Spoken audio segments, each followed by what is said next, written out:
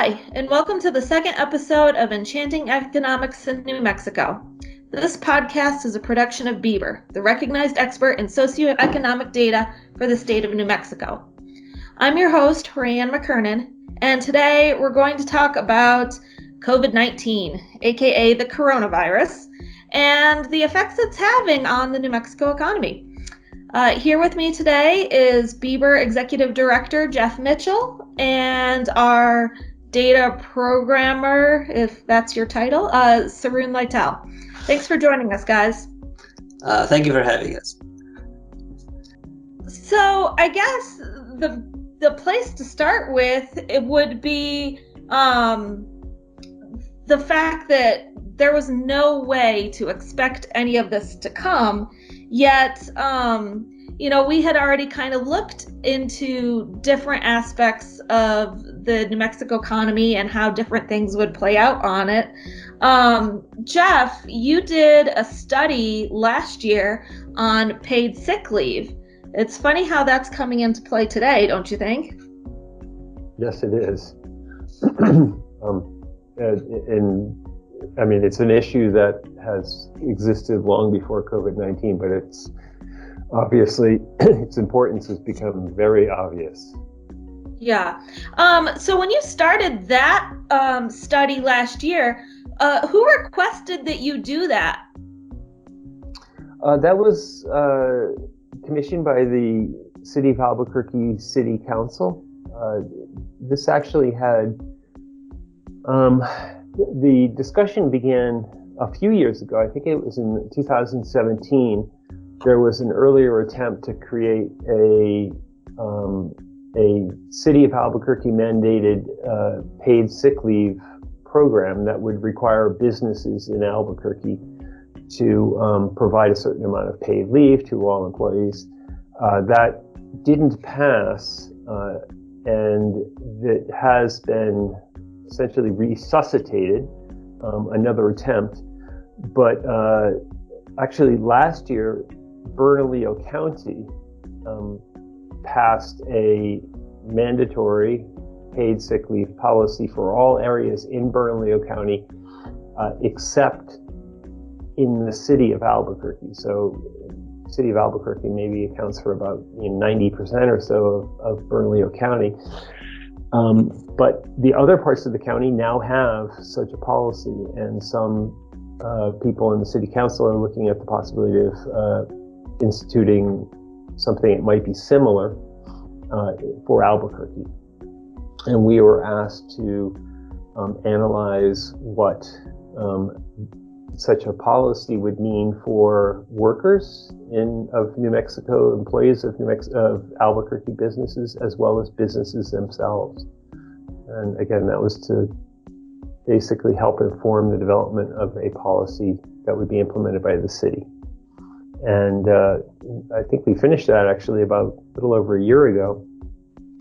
We were waiting to hear what was going to happen to that. It was, I think, to become an issue to be discussed by City Council sometime maybe in the spring or summer. But certainly what's happening now with COVID-19 has lent new urgency to this. There's no federal policy that requires businesses to have paid sick leave. There's no state policy or law that requires it. Cities around the country are starting to develop such policies, and it looks now like for at least a temporary period, the federal government might create a law that requires or provides for paid sick leave for people who are either sick because of COVID-19 or are otherwise have to stay home with their children or care for others because of COVID-19, and that the federal government would essentially pay back businesses the cost of that paid leave. So that actually may push back a little bit because the federal government's paying for it. That might push back any initiative in Albuquerque, but in all likelihood, when this fades, people are going to start to recognize that, or may start to see that paid leave isn't just about an individual having time off, but that it's a matter of public health. So I would expect that, over time, when this settles and we take a longer view, we might come back to this question. And speaking of there possibly being a federal mandated one due to the coronavirus, has there been any update on that you've seen? Is it definitely going to happen, or are we just still waiting? There are some provisions in the bill that passed last week and signed by President Trump that covers part of it, but we are still waiting for a larger bill that many expect will be signed this week that would provide a huge sum of federal dollars that would provide support to small businesses. It's the small businesses where this is more of an issue, that would allow them to continue, in effect, paying their employees while the business is shut because of COVID-19. If I can, just to very briefly describe what we learned in doing that study in Albuquerque, and the findings in Albuquerque are very similar to the findings. They're consistent with findings that have of studies done in other parts of the country and nationally. But in broad terms, maybe unsurprisingly, the higher the salary a person's earning, the higher one's income, the more likely they are to have a paid leave policy. So lower income people are the least likely to have no paid leave, to the point where like 90% of people who live in households of $15,000 or less per year, 90% have no paid sick leave. And these people tend to work in service industries, and in particular customer service industries, so in retail, in restaurants, hotels, and etc. So ironically, the people who have the greatest amount of customer contact, thus most likely to share or pass a virus, are the people who both are least likely to have paid time off and least likely to be able to afford to take the time off if not provided with some paid leave. So that really kind of underlines the nature of the problem. You have the people who feel they have to go to work because for economic reasons, for their income, are the people who are most in contact with the population, and particularly around food, things like that. So that's why this is perceived by many as being a public health issue as much as an economic, fairness issue. Yeah, we talked about once about the rumors about the payroll tax deduction, and it was a similar situation. Like the people who actually need the most are like those customers-facing people, and the payroll tax deduction doesn't really help them like at all. It's only going to people who actually have stable jobs, right? Well, even more. I mean, in the case of the payroll tax, which when we say payroll tax, we're typically talking about Social Security taxes. Of course, you're not paying Social Security taxes unless you have a job. And so if the form of the relief was to waive payroll taxes, the relief would go to people who have jobs, but not the people who don't have jobs. They would get no benefit from this, and they are, of course, the people that are most vulnerable. And by the same measure, essentially, the more you earn, the more the savings benefits you from the Payroll Savings Act. So in other words, just postponing or cutting back on requirements that workers pay payroll taxes really benefits the people who earn relatively more and benefits less the people who earn less, and benefits not at all people who don't have a job. And so that's maybe from an economics point of view, and if what you're trying to do is stimulate the economy and also take care of the people who are most in need, it might not be the most effective strategy. And that's why the conversation has shifted from payroll tax relief to the flat, let's pay a check of $1,500 to every adult, or most adults, $500 per child, the families per child. So we've moved. I think the discussion has moved away from payroll tax relief to direct payments to individuals, because it's a little bit easier to direct that money to people who are in the greatest need. Speaking of stimulating the economy, bringing it specifically back to New Mexico, I've seen a lot of movement on social media encouraging the community to support local businesses, especially, the mom and pop restaurants. Is that something that you feel is actually possible? Can our community stimulate our own economy just by, ordering to go? Or is there anything that you can think of that our community could do to help support our area? Well, these are very particular circumstances. I mean, I think the public health suggestion, what's best for public health right now is, frankly, stay home. Right. Be out there as little as possible. Perhaps stimulating the economy isn't our number one focus right now. Our number one focus should be staying healthy.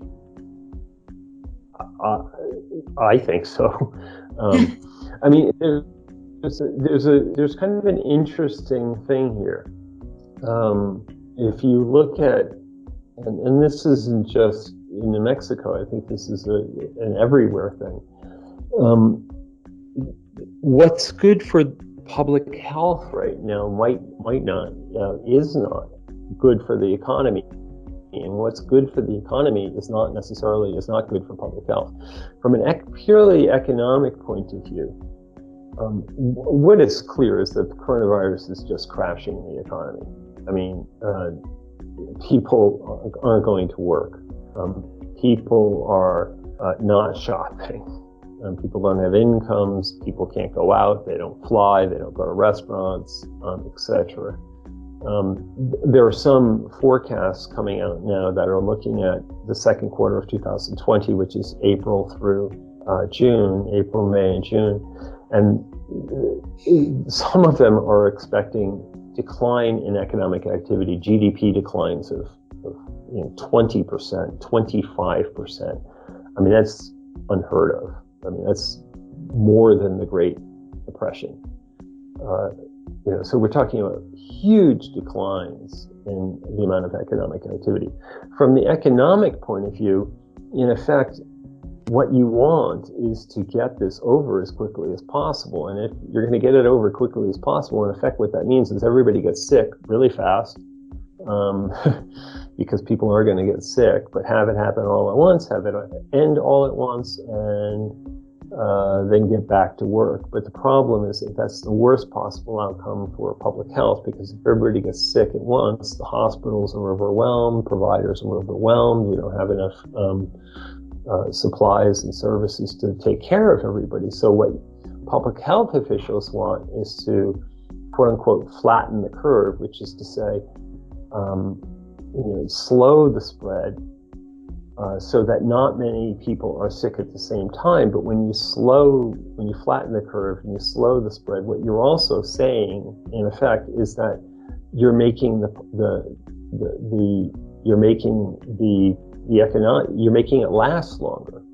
From a public health point of view, what you want is for this to not peak, but remain relatively limited, but for a very long period of time. short of a vaccine, you're not going to get rid of this. And so what's good for public health is to flatten the curve, make it play out over a very long time. But that's the worst possible case for the economy. On the other hand, what's good for the economy is have it happen all at once, get it over with, but that's the worst case scenario for public health. So this is, a real situation where what's good for public health might not be good, is not good for the economy, and vice versa. And so, as much as we care about, the economy, about jobs, incomes, etc., this is a point in time in which that should not be our priority. Our priority should be keeping people in this country and the world safe. Mm-hmm. And, the government is, I believe, is there in effect to step into these types of moments, to take care of those economic issues so that people don't have to worry about those. It's not perhaps a good policy forever, but in a crisis time like this, let the government deal with the economy and let people take care of themselves so we can slow the spread of the disease. Yeah, I heard that one of the governor was saying, I'm choosing between people's lives and livelihoods. And if you don't have your life, you don't have a livelihood to begin with. So, you have to focus on the life part first. Yeah, this is very real. I'm not a public health, I'm not a doctor, I'm not a public health expert, but, everybody seems to be saying that this is the worst public health crisis that we've seen since at least 1918, the Spanish flu. And there are very few people around today that saw that. So that is to say, this is the worst public health crisis in virtually any living person's life. So you mean this is not like a 90-day trial of 2020 that we can end any time? I'm sorry? So this is not like a 90-day free trial of 2020 that we can unsubscribe anytime? No, unfortunately there doesn't seem to be, or unsubscription, canceling your subscription seems to be, stay at home and do the best you can. And I guess, maybe Netflix and Amazon Prime are about the only businesses that are going to thrive through this. Yeah. People are going to be catching up on their movie watching, on TV at least. There is one other thing that I did want to ask you about, and that would be oil and gas. New Mexico is very reliant on the oil and gas industry, and as we've seen, prices are declining. Can you enlighten us a little on what's going on there? Yeah, if you want to talk about what's unique in New Mexico, how this is all playing out in New Mexico that might be different than other places, I think this is the point. This is the place to focus. By most accounts, by a fairly common estimate, oil and gas, directly and indirectly through payments, royalty payments by oil companies to the state government, by the income taxes paid by people who work in the sector, et cetera, might account for as much as 40% of the state government revenues. And it has been booming in the last few years, and that has allowed our government to, our state, to expand the budgets very, very significantly. When the legislature was in session in January and February, oil prices were $50 to $60, more or less. Based on that, you could easily afford a budget of, you could afford more than $7 billion in state spending, while still socking money in reserves. Well, since the end of the session, which was somewhere around, I think it was February 18th, in the last month 5 weeks, oil prices have fallen from 55 to 20, 22, I think they are right now. $22 a barrel in oil is a very, very different picture for the state finances than $50, $55 a barrel. So we are looking at probably a loss of maybe as much as 20-25% of state revenues. So the state, at a time when you might really need the money to provide these services, is suddenly in a gone from being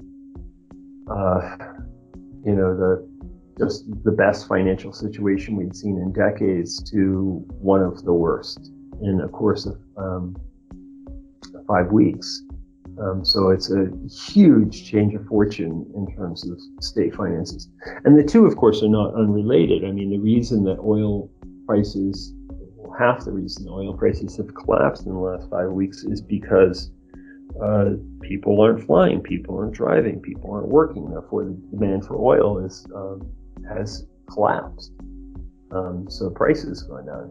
That's only half of it. I mean, the other half is in light of the falling prices, Saudi Arabia and Russia in particular are kind of fighting it out for market shares.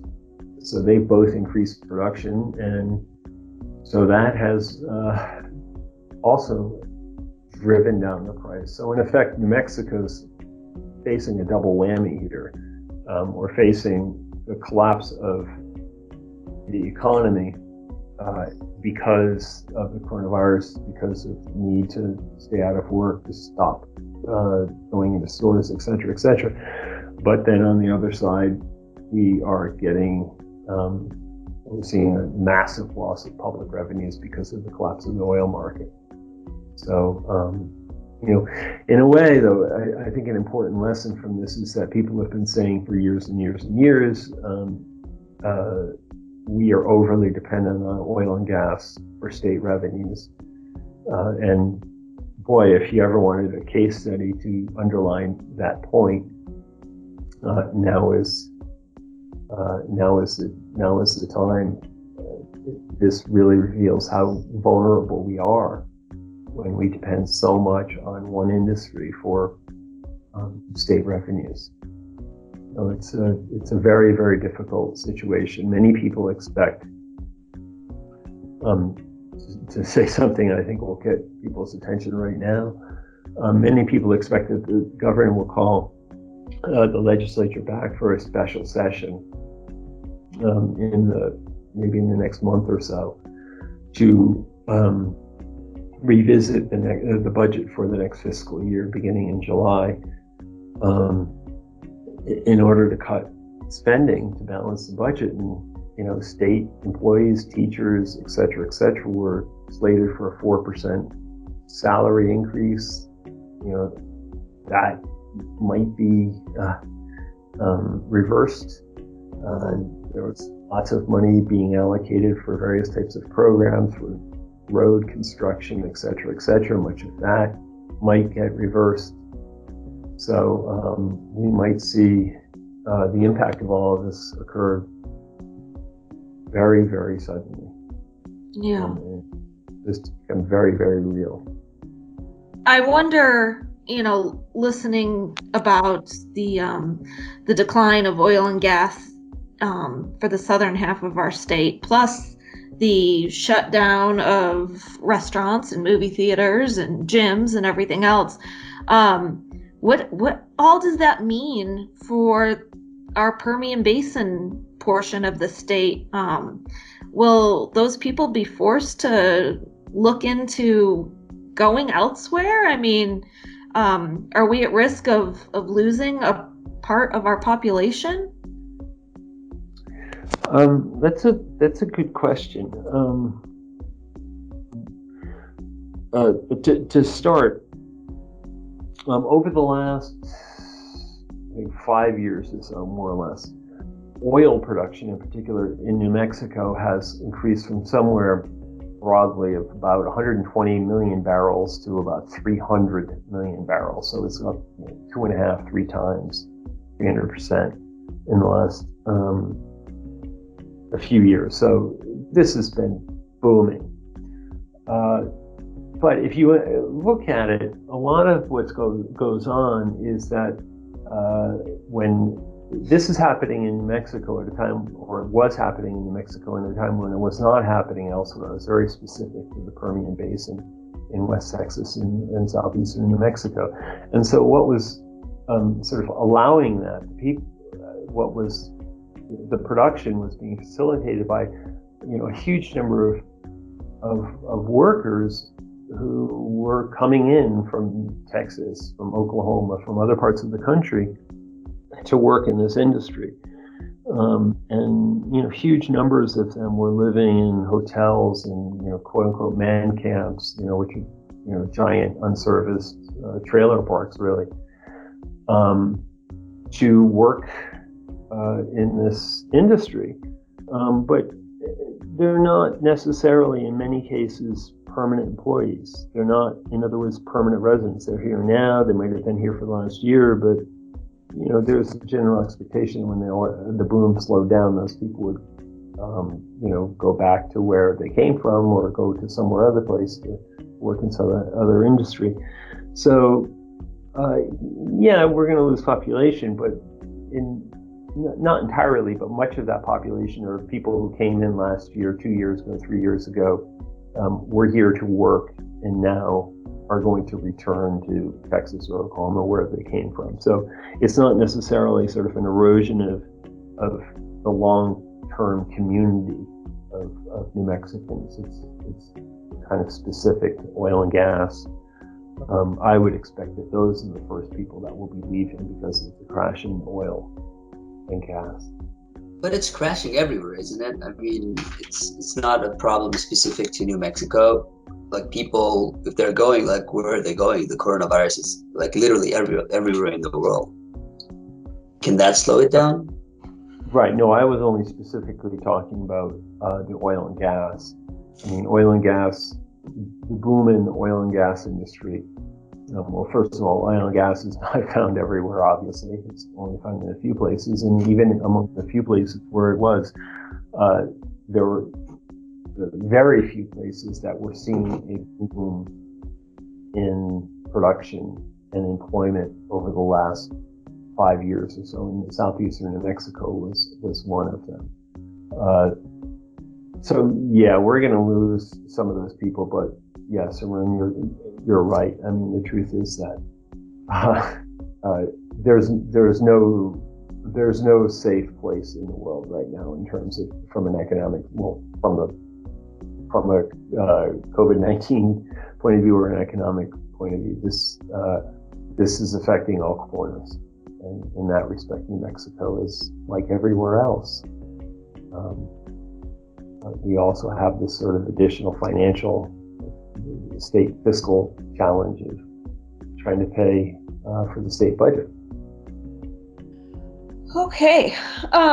Is there anything else that you think New Mexicans need to know about coronavirus and the economy, or is there any advice that you would like to give us? I would prefer to think of myself as a person, as a human first, and an economist a way distant second. And as a person, I would say take care of yourself, and let's let the economy heal itself after we heal our own, take care of our own health. The priority now needs to be taking care of ourselves, slowing the spread of the virus. That needs to take precedent over juicing the economy. This is the time in which we really have to get our priorities in order here. The economy will recover. It will recover. In fact, in all likelihood, the recovery after this crisis will be a lot quicker and a lot sharper, more rapid than, like, for example, the Great Recession of 08, 09. The economy will recover, but people, your health. Without your health, you have nothing, and that's for real. Okay. Well, thank you for joining us. I think that about wraps it up for us here at Enchanting Economics in New Mexico. Don't forget to check us out at BBER, that's BBER.UNM.edu, or on social media. We are on Twitter, Facebook, Instagram, and LinkedIn under @UNMBeaver.